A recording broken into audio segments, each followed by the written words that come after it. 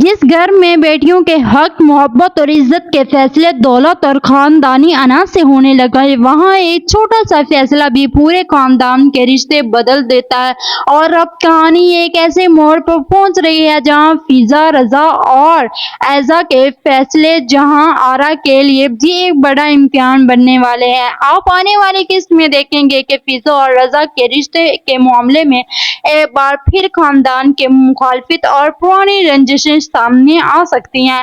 फिजा पहले ही ऐसे हालात से गुजर रही है जहां इसे अपनी ख्वाहिश के लिए मुसलसल जद्दोजहद करनी पड़ रही है, जबकि जहां आरा अभी भी अपनी जिद और खानदानी अनाज से पीछे हटने के लिए तैयार दिखाई नहीं देती। दूसरी तरफ रजा के लिए सबसे बड़ा मसला ये होगा कि वो फिजा को तन्हा नहीं छोड़ना चाहता, लेकिन अपने खानदान के सामने खड़े होने की कीमत भी इसे अदा करनी पड़ सकती है।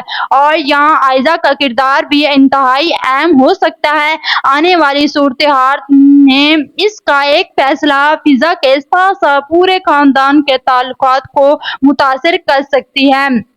मेरी पेशगोई है कि मुज़फ़्फ़र अब अपनी बेटियों के हक में पहले से ज्यादा मजबूत मौक़िफ़ इख्तियार करेगा, क्योंकि कहानी शुरू हुई से इस बात को नुमायां करती रही है कि वो अपनी बेटियों को बराबर के हक देना चाहता है। लेकिन असल मुकाबला अब सिर्फ फिजा और रजा की मोहब्बत का नहीं रहा। ये सवाल बन चुका है कि क्या जहां आरा अपनी अना को रिश्तों से बड़ा समझती रहेगी, या इसे एहसास हो गया कि इसकी जिद इसके अपने घर का सुकून छीन रही है। और सबसे बड़ा मोड़ ये हो सकता है कि फिजा अपनी खामोश रहने की बजाय अपने हक के लिए कोई ऐसा फैसला करे जिसकी किसी को तवक्को ना हो। क्या रजा फैसला फिजा के लिए अपना घर वालों के सामने खड़ा होगा? क्या जहां आरा आखिरकार फिजा को अपनी बहू के तौर पर कबूल करेगी? और क्या आयजा का अगला फैसला फिजा और रजा के रिश्तों को मजबूत करेगा या एक नई मुश्किल खड़ी करेगा? आपके ख्याल में फिजा को अपने हक के लिए खुद फैसला करना चाहिए या रजा को इसके लिए खड़ा होना चाहिए?